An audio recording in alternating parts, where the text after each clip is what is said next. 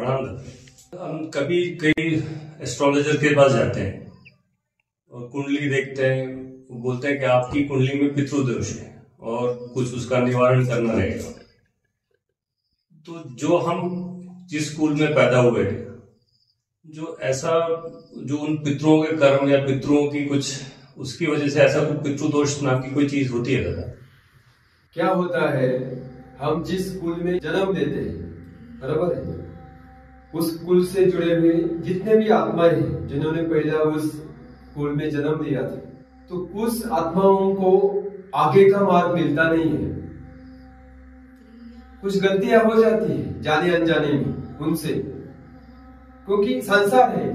संसार में कभी कभी बुद्धि जो है भ्रमित हो जाती है, अहंकार बढ़ता है, वासना बढ़ती है, क्योंकि माहौल वैसा रहता है आजू बाजू का, तो उनसे जाने अनजाने में भूल हो जाती है। गलतियों के जो बुरे कर्मों के जो नोट्स है, वो नोट्स के कारण उनको आगे का मार्ग नहीं मिलता है शरीर छोड़ने के बाद।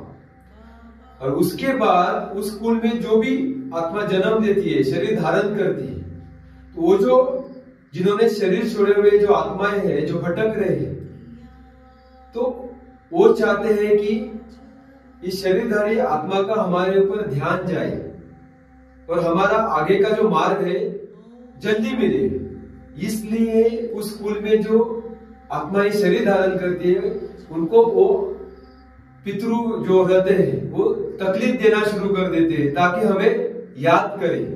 लेकिन अगर उस कुल में अगर आपने शरीर धारण किया है और आप खुद साधना से जुड़ जाते हैं, साधना के अलग अलग माध्यम है, जाप है, पारायण है, अलग अलग अनुष्ठानें हैं, ध्यान धारणा है, उससे अगर आप जुड़ जाते हो और वो करते समय आप अपने पितरों के लिए प्रार्थना करते हो कि प्रभु उनका आगे का जो मार्ग है उस मार्ग को आप प्रयास करें, उसको लेके जाइए आगे, उनको अटका कर मत रखिए, तो प्रभु आपकी सुनेगा और उनको मार्ग मिलेगा।